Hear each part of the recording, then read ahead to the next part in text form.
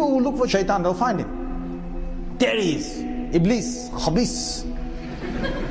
Grab hold of him. Yeah, let's tear him apart. It's him.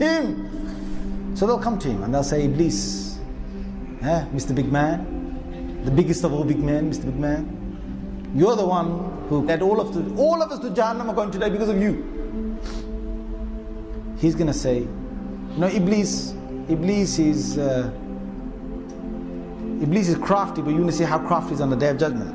He's going to say this, إِنَّ اللَّهَ وَعَدَكُمْ وَعَدَ الْحَقِّ وَوَعَدْتُكُمْ فَأَخْلَفْتُكُمْ. Allah gave you a promise and I gave you a promise.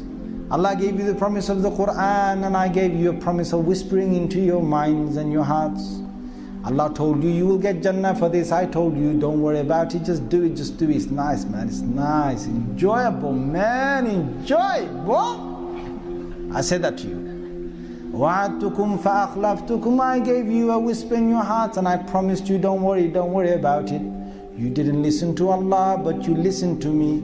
فَلَا تَلُومُونِي وَلُومُوا أَنفُسَكُمْ. Who you gonna blame? You're gonna blame me for leading you to Jahannam, or was you led yourself?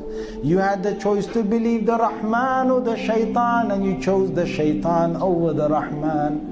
So don't come to me today telling me what I should do for you. مَا أَنَا بِمُصْرِخِكُمْ وَمَا أَنْتُمْ بِمُصْرِخِي. You cannot save me today and I cannot save you today. I cannot come to your rescue today. You can't come to my rescue today. We're both here. We're both here in Jahannam. Basically what his motto is, now we're even, Stephen. Because Shaitan wants that. He wants us to go to Jahannam. We know that Satan made a pledge with God, or declared himself arrogantly that he is going to build up the hopes of human beings such that they will turn away from God. He would lead them away from the worship of the one God.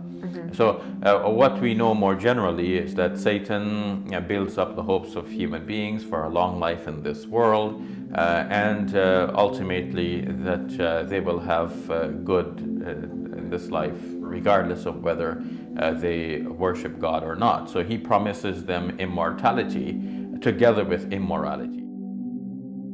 When the final judgment is made and God reveals his power and his control, that is when people will realize that Satan has beguiled them. And Satan himself will now confess, I made a promise to you and that was a false promise. God has made a promise to you, that was the true promise. But Satan also defends himself against blame, because now people know the score and they begin to blame Satan. You are the one who misled us. But Satan's response to that is, do not blame me, but blame yourselves. The extent of my work was only that I gave you this promise and you obeyed, you followed. So don't blame me, blame yourselves. And in the end, even if you were to blame Satan, Satan says, I am not able to respond to your cries, nor would you be able to respond to my cries. And certainly for the wrongdoers, there is a painful punishment.